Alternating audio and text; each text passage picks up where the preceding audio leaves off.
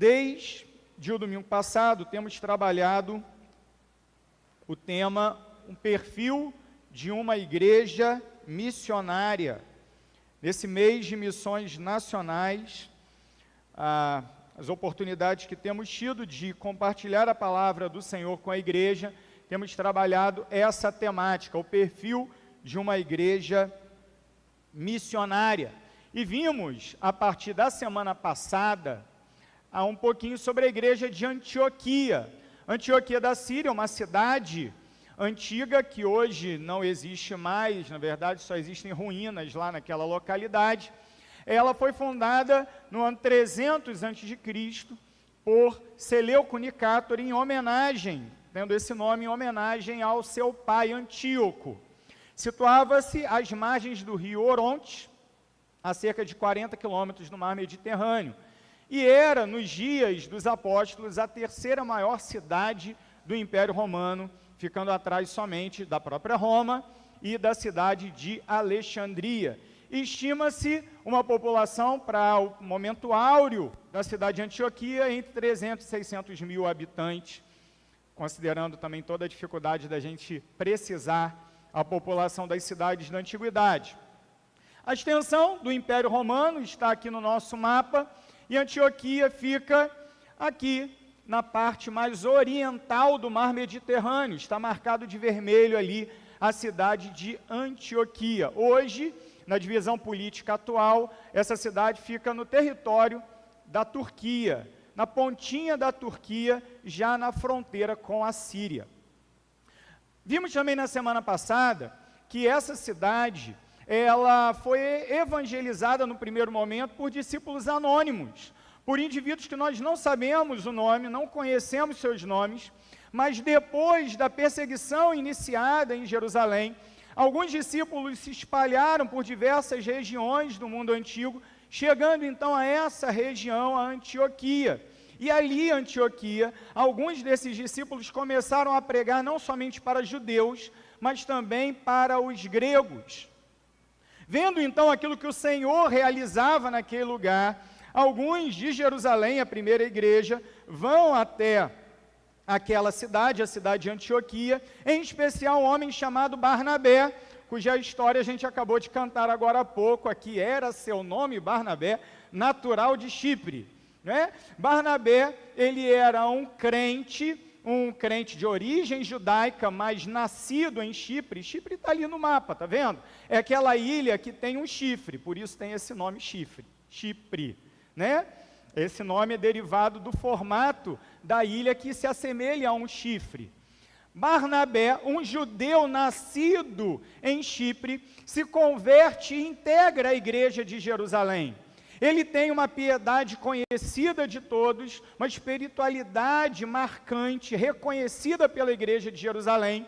Por isso ele era um líder naquele lugar e fora enviado pela igreja de Jerusalém para conhecer o trabalho em Antioquia. Vendo aquilo que Deus fazia em Antioquia, ele fica ali naquele lugar e se torna o pastor daquela igreja. Depois de algum tempo, ele chama um outro homem, já conhecido também da igreja de Jerusalém, um homem chamado Saulo. Saulo já havia se convertido a essa altura do campeonato, ele já conhecia o Senhor, ele já estava no ambiente de treinamento, já havia se apresentado aos irmãos de Jerusalém, mas ele voltara para a sua cidade natal, que é a cidade de Tarso, está ali em cima no mapa, é o pontinho mais em cima no mapa. Saulo, que também era judeu, mas natural de Tarso, que está marcado ali, Tarso, uma cidade na antiga Cilícia, ele é procurado por Barnabé e trazido para Antioquia, para ser o pastor auxiliar lá em Antioquia. Barnabé, ele cuidava daquela igreja e Saulo é convidado por Barnabé para ajudá-lo naquele trabalho que estava em franco crescimento. Queridos, é muito interessante a gente perceber como Deus vai trabalhando a sua igreja e como a igreja ela vai desenvolvendo a sua visão missionária. E a importância do cuidado pastoral da igreja missionária. Barnabé e Saulo, então, cuidavam daquela comunidade, cuidavam daquela igreja, e ali eles faziam o seu trabalho. Ao final do capítulo 11 de Atos dos Apóstolos, que trabalhamos na semana passada, nós vemos Barnabé e Saulo indo até Jerusalém para levar uma oferta, um auxílio financeiro aos crentes de Jerusalém, devido a um momento de escassez, de necessidade, de fome.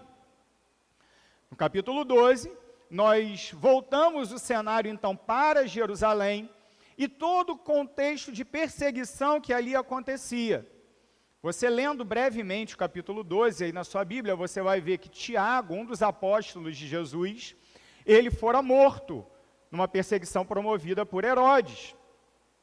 E tendo sido morto, e os judeus tendo gostado daquilo que aconteceu com Tiago, os judeus ficaram felizes de um dos líderes do movimento de Jesus ter sido assassinado por Herodes. Herodes, querendo fazer uma média política com eles, chama então os soldados e manda prender Pedro, que era o grande líder da igreja de Jerusalém.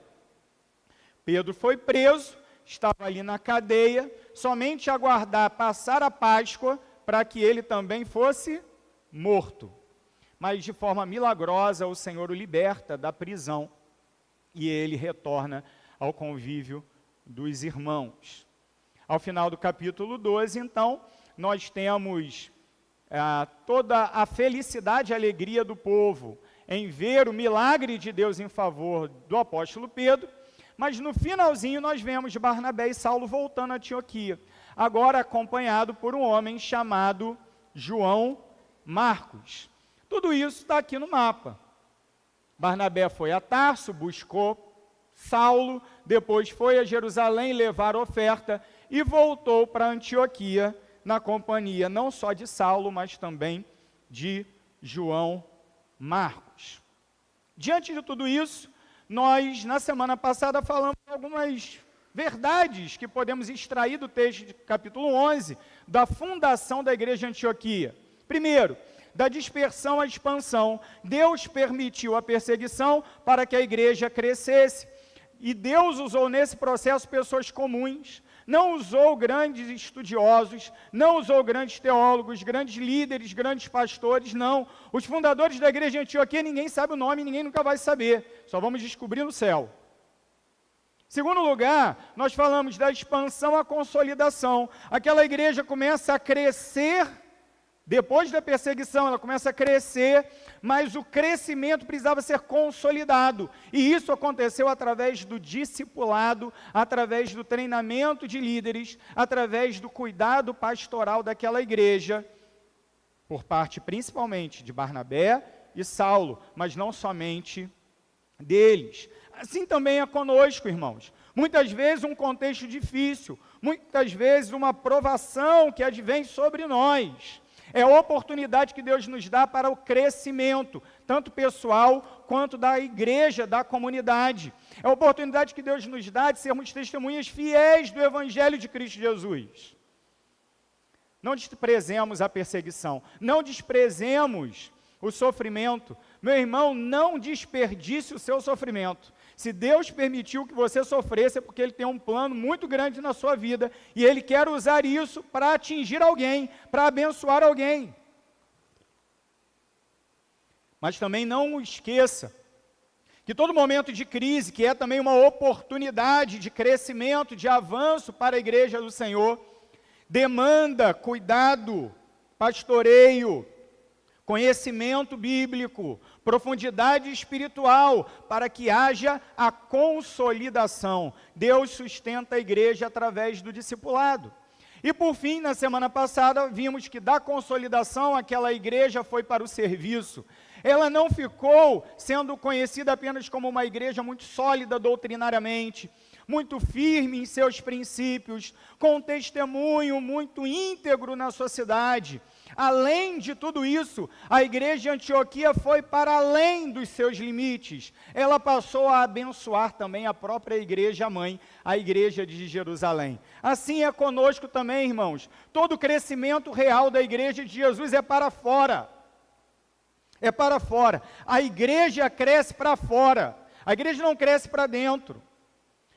Se a gente compara com o corpo humano, esses modelos de crescimento de igreja que tentam construir grandes impérios, grandes castelos e não focam no reino de Deus, elas podem ser comparadas com uma unha encravada. Já teve unha encravada? É legal? Não, né? Ninguém gosta. A unha encravada, ela está crescendo? Tá. E aí que está o problema, né? Porque ela está crescendo para dentro. Por isso que ela machuca. Ela vai crescendo para dentro e vai ferindo, e vai machucando.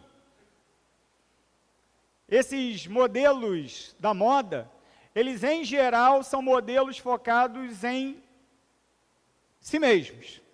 A igreja olhando para si mesma. E é igual uma unha encravada. Vai só machucando, vai só ferindo.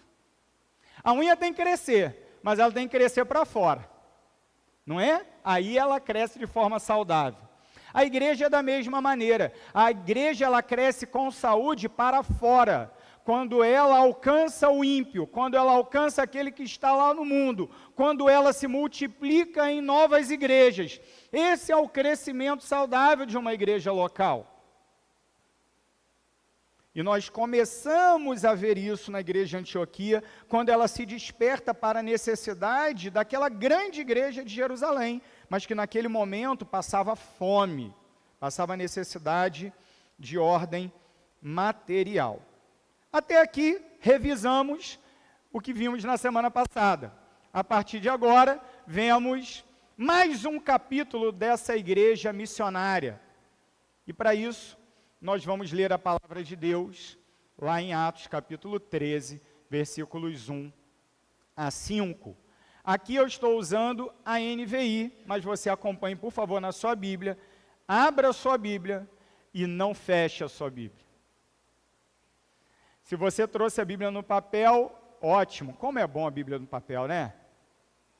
O som que o pastor mais gosta de ouvir é de página passando, né?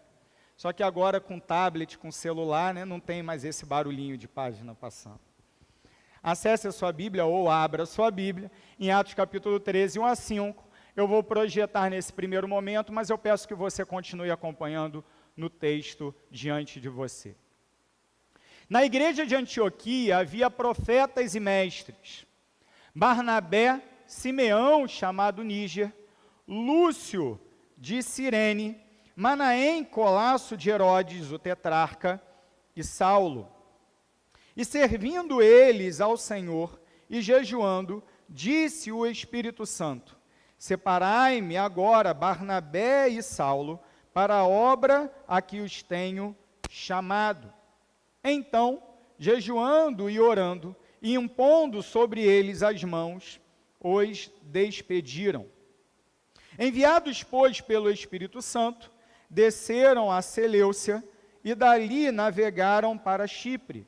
Chegados a Salamina, anunciavam a palavra de Deus nas sinagogas judaicas. Tinham também João como auxiliar. Vamos orar mais uma vez.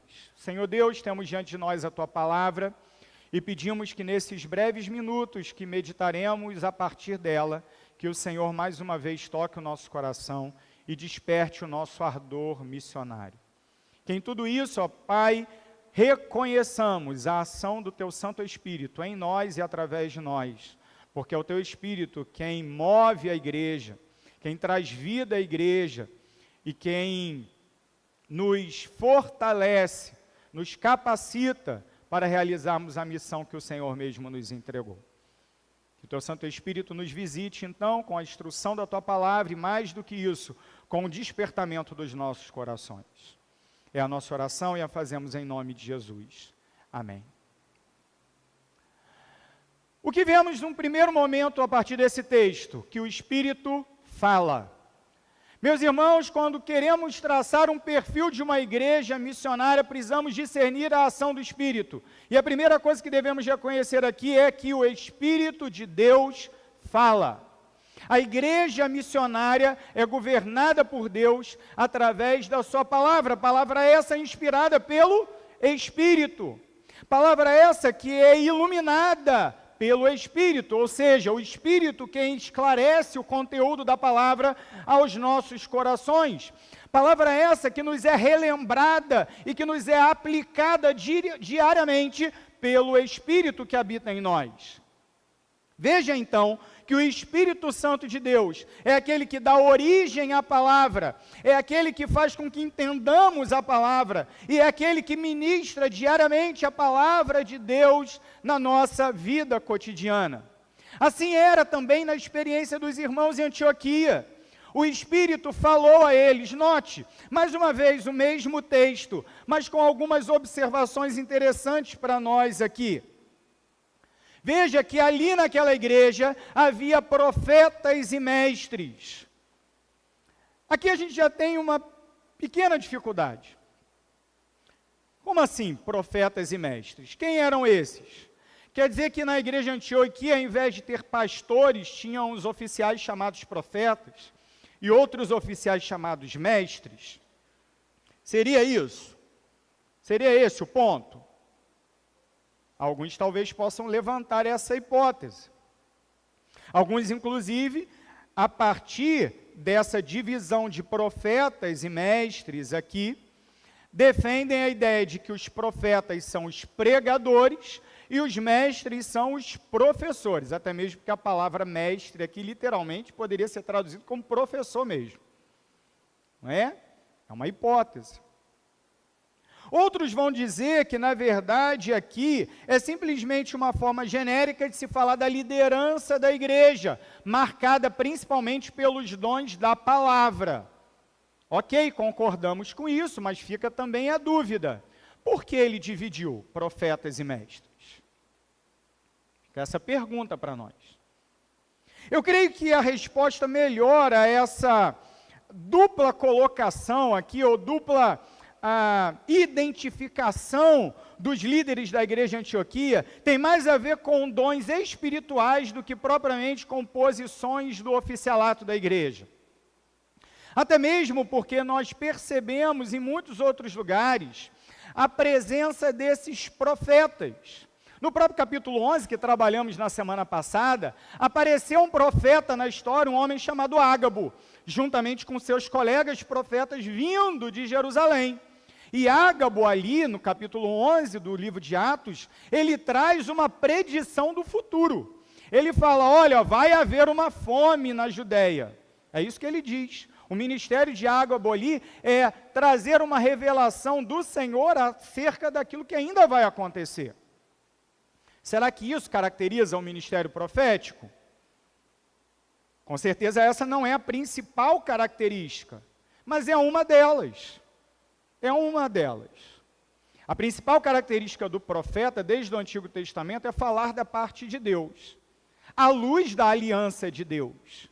Mas muitas vezes Deus toma os profetas do Antigo Testamento, os Neviim, como homens que falam acerca daquilo que ainda vai acontecer. Deus os revela a eles, para que eles revelassem também ao povo a vontade futura de Deus. E quando nós olhamos o Novo Testamento, nós encontramos essa palavra profeta sendo aplicada a diversos tipos de pessoas.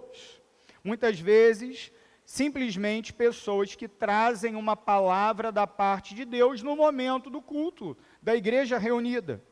Simplesmente isso. De outro lado, nós temos os mestres.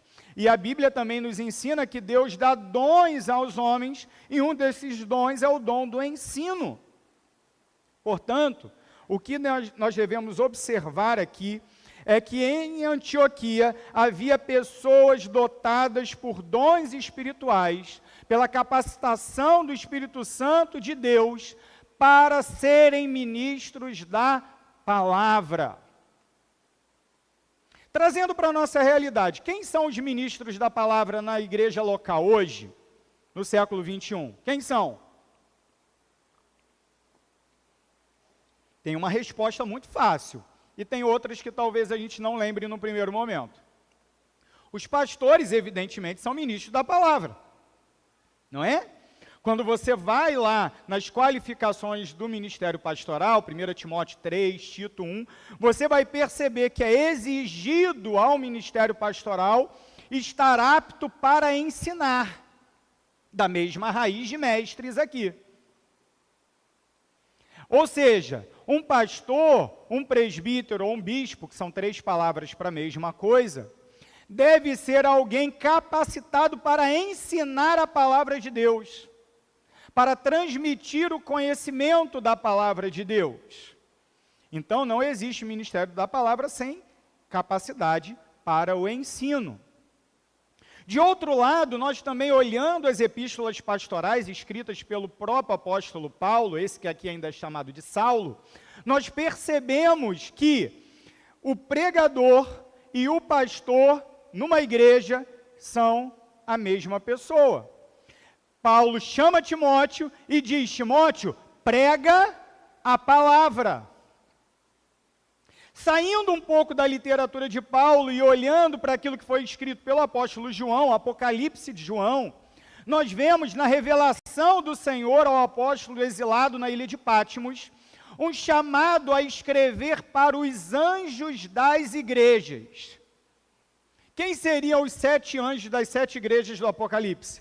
Seriam os anjos da guarda? O que vocês acham, crentes batistas? Não, né? Claro que não. Não é o anjo da guarda. Não existe anjo da guarda. Né, irmão? Então quem são os anjos das igrejas? Quem são os 7 anjos das 7 igrejas? Destinatárias do livro do Apocalipse? São os pastores, porque a palavra anjo literalmente significa mensageiro. Literalmente a palavra anjo significa mensageiro, ou seja, aquele que traz a mensagem da parte de Deus. O pastor é também um pregador. Portanto, no sentido mais amplo da palavra profeta, o pastor ele é também um profeta. Contudo, existem profetas que não são pastores e mestres que não são pastores. Porque a profecia é um dom espiritual e o ensino também é um dom espiritual que Deus também concede àqueles que não são chamados para o ministério pastoral. E isso nós também vemos amplamente no Novo Testamento. Tanto mestres quanto profetas que não são pastores. Muito bem. Dito isso, nós aqui devemos voltar para esse texto e olhar para a nossa própria igreja e perguntar assim: nós reconhecemos na nossa igreja o dom da palavra, o dom dado pelo Espírito Santo de Deus, de homens e mulheres chamados e vocacionados por Deus para abrirem a Sagrada Escritura e ensinarem com propriedade? Reconhecemos isso, sim ou não? Disso depende toda a saúde da igreja. Veja o que nós acabamos de fazer, agora há pouco, irmãos. Nós despedimos as nossas crianças. Elas foram para o outro prédio. Estão ouvindo a palavra das nossas irmãs do Ministério Infantil. Se nós não confiamos de que, de fato, aquelas irmãs são chamadas por Deus e receberam o dom do Espírito Santo para transmitir a palavra de Deus àquelas crianças, a gente está correndo um grande risco com relação ao futuro da igreja. Não é verdade? Agora, o que muitas vezes a gente faz? Ministério infantil é só cuidar de criança. É só dar um papelzinho para a meninada pintar, para a gurizada desenhar. Não é não, de jeito nenhum. Aqui vocês estão aprendendo, mas a maioria de vocês, se não todos, chegou aqui às 9 horas da manhã. Alguns às 9h05, 9h10, 9h15, 9h30, mas o horário marcado era 9, não é? Que vale a intenção. Semana que vem dá para chegar a 9, né? Amém? Amém. Você chegou aqui às 9 horas da manhã e foi a uma sala ali no outro prédio para aprender a Bíblia. Meu querido irmão, ali havia pessoas que ensinaram a Bíblia a você, que abriram a Escritura para você, essas pessoas receberam um dom do Senhor e um chamado do Senhor para realizar isso. Uma igreja saudável e uma igreja verdadeiramente missionária, ela é dotada de irmãos e irmãs que são fiéis, zelosos e chamados pelo próprio Deus para abrirem a Escritura Sagrada e, a partir dela, falarem da parte de Deus, profecia, e ensinarem o conteúdo da Escritura, ensino. Assim era em Antioquia. Olha a lista dos caras aí, ó. Quem eram os 5 profetas e mestres? Podemos reconhecer aqui até mesmo um presbitério, um conselho de pastores. A gente pode reconhecer, ainda que isso seja primitivo ainda no desenvolvimento teológico da igreja. Essa ideia de um presbitério, de um conselho de pastores, vai aparecer de forma mais detalhada, mais definitiva a partir do capítulo 15 de Atos. Aqui a gente está alguns anos antes do concílio de Jerusalém, do capítulo 15 de Atos. Mas aqui a gente já vê de maneira incipiente uma igreja que é governada por um colegiado, uma igreja que é instruída por um grupo, né? Nós, de herança católica romana, sempre esperamos um bispo, um único ungido do Senhor, né? Um sucessor de Pedro, alguém da linhagem apostólica, da sucessão apostólica. A gente tem essa mentalidade, né? Nós somos brasileiros de um país romano, católico romano. Mas a igreja do Novo Testamento, ela sempre traz um colegiado. Ela é conduzida por um grupo de pastores, não por um único indivíduo. Assim era em Antioquia. Veja, quem eram os pastores de Antioquia? Barnabé, já conhecemos, já sabemos quem é, já sabemos quem era esse Barnabé, homem de Deus, também chamado de José da Consolação. Segundo, Simeão, chamado Níger, ou apelidado Níger. Interessante aqui. Primeiro, o nome Simeão é um nome judeu, ok? É um nome judeu. Você sabe disso porque você lembra das 12 tribos de Israel, não é? Então era o xará de um dos patriarcas de Israel, Simeão. Mas ele também era chamado Níger. A palavra Níger literalmente significa negro ou escuro. Provavelmente, esse Simeão, ele era alguém que vinha da África. E ele não era o único, porque o Lúcio também era de Cirene. Cirene é uma região no norte da África. Veja como a igreja de Antioquia era uma igreja diversa. Era uma igreja de diversas origens, de diversas etnias, que espelhava em muitos sentidos o plano de Deus para a sua igreja, pessoas diferentes. A igreja não deve ser feita de pessoas padronizadas, todo mundo é igual. Todo mundo é do mesmo lugar, todo mundo fala a mesma língua, todo mundo tem o mesmo jeito, tem a mesma cultura, não. A beleza da igreja e a beleza da comunhão é esse milagre de Deus nos fazer um só, pessoas tão distintas. Então Barnabé era de Chipre, o Simeão talvez também de Cirene. Alguns comentaristas, inclusive, ligam esse Simeão àquele que ajudou Jesus a carregar a cruz lá em Lucas. Não temos muitos elementos para chegar a essa conclusão, mas é uma possibilidade. O Lúcio era de Cirene, do norte da África. O Manaém, olha quem era o Manaém. Ele fora criado com Herodes, o tetrarca. O mesmo que tinha mandado matar Tiago no capítulo anterior. Eles eram um fechamento, amigos de infância. Só que o Manaém se converteu, conheceu Jesus. Se ele foi criado com Herodes, ele não era de qualquer família. Ele era de uma família da elite, era de uma família que tinha acesso à corte. Mas agora, convertido pelo Senhor Jesus, ele integrava o conselho dessa igreja. E o último da lista, Saulo. Saulo.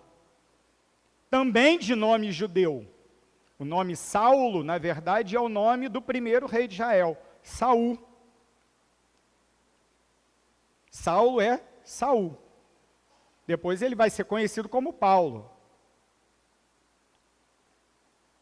Mas até então, Saulo. Um conselho diverso, feito de pessoas diferentes, de mentalidades diferentes, de culturas diferentes, de formação diferente, mas que juntos proclamavam a palavra de Deus e instruíam aquele povo, aquela igreja. O Espírito Santo, ele revelou a sua palavra a nós, e não há outra fonte de autoridade que não seja a Sagrada Escritura, a palavra de Deus, meus irmãos. Mas essa palavra, ela deve ser ministrada aos corações da igreja, por aqueles a quem o Senhor chamou. E de outro lado, não há autoridade do pastor que seja inerente a ele mesmo. Hoje a gente ouve muitas pessoas dizerem assim, o pastor é ungido do Senhor. Eu não vejo essa expressão em lugar nenhum no Novo Testamento. O pastor ungido do Senhor. Não vejo. Não é? O que eu vejo no Novo Testamento é que o pastor, ele é alguém chamado por Deus, que teve seu coração movido pelo próprio Deus e foi reconhecido pela igreja local para ser o líder da igreja com base na palavra. O pastor, ele não manda na igreja, o pastor, ele ensina a igreja. É diferente, é uma outra coisa. Ele instrui a igreja para que a igreja tome as suas melhores decisões. Quem recebe um novo membro na igreja? É o pastor? Não, é a igreja. Quem desliga um membro da igreja? Seja pela disciplina, seja enviando para outro lugar. É o pastor? Não, é a igreja. É a assembleia da igreja. Não é? Quem escolhe os seus próprios líderes? A igreja. É claro, meus irmãos, que o pastor e os pastores, é melhor sempre falar no plural, eles têm um papel importantíssimo na condução da igreja, porque em última instância, quem manda mesmo na igreja não é a própria igreja, mas é o Senhor Jesus através da palavra. E quem instrui a igreja segundo a palavra? Os pastores. A igreja de Antioquia era uma igreja saudável porque ela tinha pastores que apontavam continuamente o coração do povo para a palavra de Deus. E isso acontecia tanto, que veja só o que acontece no decorrer do texto. Deus fala através da palavra. Deus fala através da palavra ministrada nos corações. A igreja adorava, jejuava e disse, note essa palavra, disse o Espírito Santo. Deus falou ao povo. Falou o quê? Separem-me Barnabé e Saulo para a obra que os tenho chamado. Quem aqui já ouviu Deus falando consigo? Quem aqui já ouviu Deus falando? Alguns talvez tenham ficado com vergonha porque nunca ouviram a voz mesmo, né? Tudo bem, mas você já ouviu Deus falando, com certeza. Aqui nesse culto você já ouviu Deus falando algumas vezes. A palavra foi lida. A palavra está sendo explicada agora. É Deus falando. Enquanto o povo adorava, enquanto o povo buscava a Deus no jejum, o que Deus fez com o povo? Falou. Falou o quê? Separem-me Barnabé e Saulo para a obra a que os tenho chamado. Como Deus me chamou para a obra que eu tenho desenvolvido já, contando o seminário, quase 25 anos. Como Deus me chamou? Não vi escrito nas nuvens, Não vi. Ninguém chegou para mim e disse, eis que te digo. Não aconteceu. Eu não tive uma visão em sonho. O que aconteceu, meus irmãos, é o seguinte. Num dado momento da minha vida, Deus me deu tanta fome e sede dele mesmo, que eu passei a ser um devorador da palavra.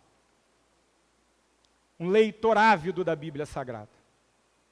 E lendo a Bíblia, orando, lendo a Bíblia, orando, lendo a Bíblia, orando, lendo a Bíblia, orando, o Senhor foi me incomodando e foi me mostrando tantos ídolos, tantas prioridades erradas, tantos focos indevidos na minha vida. E Deus foi me corrigindo, me corrigindo, me corrigindo, e ao mesmo tempo me mostrando dons, talentos, me trazendo impressões interiores, santas, purificadas pela palavra, que o que se abriu diante de mim foi o caminho do ministério. Deus não chegou para mim e falou assim, olha Lucas, preste atenção, eu estou falando com você agora, a voz de Deus, ó, igual Samuel. Não, não aconteceu isso. O Senhor foi trabalhando o meu coração, e assim Deus também fala. Deus fala com você, Deus instrui a você, Deus toca o teu coração a partir da palavra. Disse o Espírito Santo, separem-me Barnabé e Saulo. Muito interessante, porque você volta à lista, Barnabé é o primeiro. Barnabé é o primeiro, provavelmente porque ele era o pastor da igreja. Foi ele o primeiro a cuidar daquele rebanho. Saulo aparece por último. Eu não entendo muito bem por quê. Porque, na verdade, em ordem cronológica, Saulo foi o segundo pastor da igreja. Barnabé foi o primeiro, Saulo foi o segundo. Em algum momento apareceram Simeão, Lúcio e Manaém. Mas aqui na lista, Barnabé é o primeiro, Saulo é o último. É exatamente esses dois que são separados por Deus. São esses dois que Deus diz, são esses que eu quero. Esses que vão ser os meus missionários. É muito curioso porque a gente, às vezes, acompanhando algumas ações missionárias, tendo andado muito Brasil Batista e vendo muita coisa, às vezes a gente percebe que vai para o campo missionário aquele que não deu certo em lugar nenhum. Pastor Heber, isso me incomoda profundamente. O cara não deu certo em lugar nenhum, já foi para uma igreja, foi para outra, tudo deu errado. Foi um mau pastor em 2, 3, 4 igrejas. O que sobra para ele? Alguém chega e liga lá para missões nacionais, para missões mundiais. Olha, tem um varão aqui.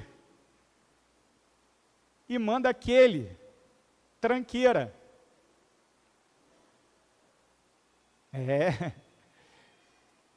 Mas existe uma máxima da missiologia que diz o seguinte, não envie para longe que não é bênção perto. O verdadeiro vocacionado, ele primeiro vai ser bênção aqui, para depois ele ir. Primeiro ele vai ser fiel aqui, para depois ele ser fiel longe. É assim, irmãos. Veja que o Espírito Santo separa dentre os melhores, separa dentre os líderes, dentre aqueles que já têm frutos a dar. Não aqueles infrutíferos, não. E o que eles fazem? Eles começam o seu ministério e vão para regiões onde ninguém havia pregado ainda o Evangelho. E o que eles vão fazer lá? Proclamar a palavra. Queridos, a igreja não tem nenhuma outra mensagem que não seja a mensagem da Escritura Sagrada. A igreja não tem nenhum outro bem a compartilhar com o mundo que não seja aquilo que vem da palavra de Deus. O Espírito inspira a palavra e o Espírito nos capacita para sermos aqueles que vão proclamar a palavra. Não há outra mensagem, meus irmãos. Não há. Por quê? Porque somente a palavra de Deus gera vida. Veja o que o profeta Isaías registra no seu livro, capítulo 55, versículos 10 e 11. Vamos ler todos juntos, irmãos? Em alta voz a palavra do Senhor. Assim como a chuva e a neve descem dos céus e não voltam para eles sem regarem a terra e fazerem-na brotar e florescer, para ela produzir semente para o semeador e pão para o que come, assim também ocorre com a palavra que sai da minha boca. Ela não voltará para mim vazia, mas fará o que desejo e atingirá o propósito para o qual a enviei. Essa é a palavra de Deus, não volta vazia. A palavra que o Senhor profere, ela encontra o propósito para qual foi designada.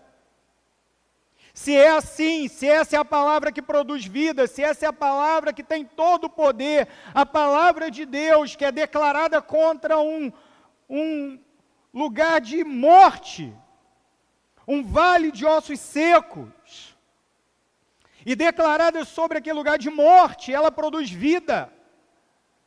Se é assim a palavra de Deus, por que a gente tenta alcançar as pessoas com outras coisas que não são a palavra de Deus?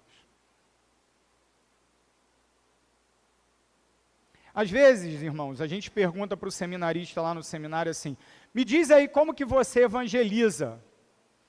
Ou então, como foi o último evangelismo que você fez com a sua igreja? E aí a história que a gente ouve é assim, não, a gente foi na rua e a gente convidou as pessoas para a igreja.